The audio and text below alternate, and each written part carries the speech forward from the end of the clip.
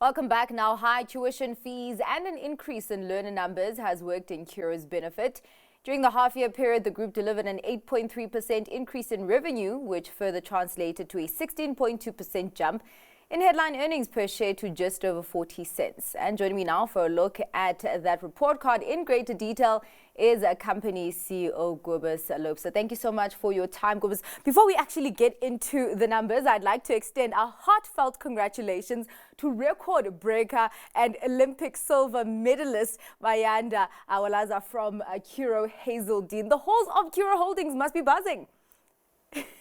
Oh, what an inspiration and what a fabulous story. I mean, our mission at Curro is to extend opportunities to many more learners, but when some of them take it this spectacularly, it really is, it just makes it so worthwhile, and it's really motivating and inspirational. So we're very fond of young Beanda. I really, we're very excited about his future. And of course, he did the work. He did the training. He did the hard work. So we wish him well also with his matric exams, which is underway, his preliminary exams. Really, really a gem there. And talking about doing the work, let's get into the work that Curro Holdings did in this interim period. Let's start off with the metric of the average learner numbers. That ticked up by a tepid 0.5%. In what position does this figure put you in terms of your effort to fill up capacity in your schools? Yeah, I mean, it's clear that we still have plenty of capacity. So, we have built capacity for nearly 100,000 learners. And so at 73,000, we can accommodate thousands more. And that, we expect in our high schools, we will be adding a few thousand learners over the next few years with rollover from grade 8 into matric and then sustained volume in that level. But I think all in all, in a really tough and challenging consumer environment, we're not disappointed to at least be showing positive learner and or volume growth in what is a difficult market. So we're looking forward to an economy that picks up and to some interest rate relief for our customers and our families. Yeah, indeed, that student number growth and the fee increases, of course, as I mentioned at the top of the interview, contributed to revenue. I want to zoom into those fee increases. Would you say that the parents have carried them well in this current economic cycle? Oh, I think, if I reflect on our fee increases, on average, fees increased per learner by about 6% in this year. Of course, the experience of families will be different depending on the grades and the schools and so on. There's variation. And this week we went out with fee letters to our families and prospective parents for next year. And we're looking to fees to go up by about 5.5% into 2025. So I think from our perspective, we've really worked hard to create value for our parents in our corridors. If you scrutinize our cost base, we've really ambitiously expanded the extramural offerings in sports and culture. So I think we've reinvested some of those fees very much in the experience that our learners have at school.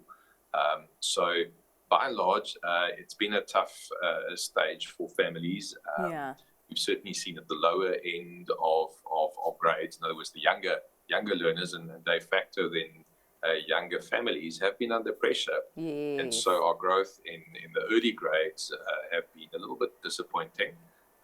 But I think in the context of the economy, understandable. So those, I think that's tempered perhaps some of the exciting growth we've seen in high school. Yeah, well, I mean, on the back of that question and answer, of course, talking about the younger families that have been under pressure in terms of students in the lower grades, how is your debtor book looking and how manageable are the bad debts? Yeah, I think at the outset, I should say that Curro we're always looking to extend opportunity for learners, and to some extent, we as an organization will adopt a degree of bad debt risk because we would like to give families a chance. Of course, we can't present teaching indefinitely at no cost and no payment for families, and that's like the heartbreaking thing of what we do is when we have to terminate long outstanding accounts. But I think if you zoom out overall, the aging of our debtors book, the level of collections, the bad debt percentage and the cost of collection have, as a composite, have really steadily reduced over the last, say 2 or 3 years. And that's a testament to our efforts to work with families and also be responsible on exiting them if they simply cannot pay. Yeah, I mean, just extending on an earlier question that I asked about you filling up capacity. Of course, we know the years of capex spend that you have been on, where now you kind of have reached the peak of that and you're trying to fill up that capacity. How are your cash flows looking currently in relation to your capex spend? Yeah, I mean, if you take just this particular period, we generated about 600 million rands of cash from operations, and we deployed about half of that on capex. And if you reflect on last year, we really reached the moment where we are sustainably generating more cash from our operations than what we need for capex. And to put some perspective on that, if you have nearly 800,000 square meters of buildings and classrooms and the likes, in a large organization, we have an obligation to look after that estate. And so the kind of ongoing maintenance and refurbishment and replacement capex is probably 300 to 400 million rand per year. And so everything above that is to expand capacity and facilities. And that gives you a bit of context and perhaps some color on the 700 or so million that we're looking to spend both this year and perhaps next year. All right. Well, thank you so much for your time and giving us more detail on those numbers that we saw coming out of Curro. That was the CEO of Curro, Cobus Loubser.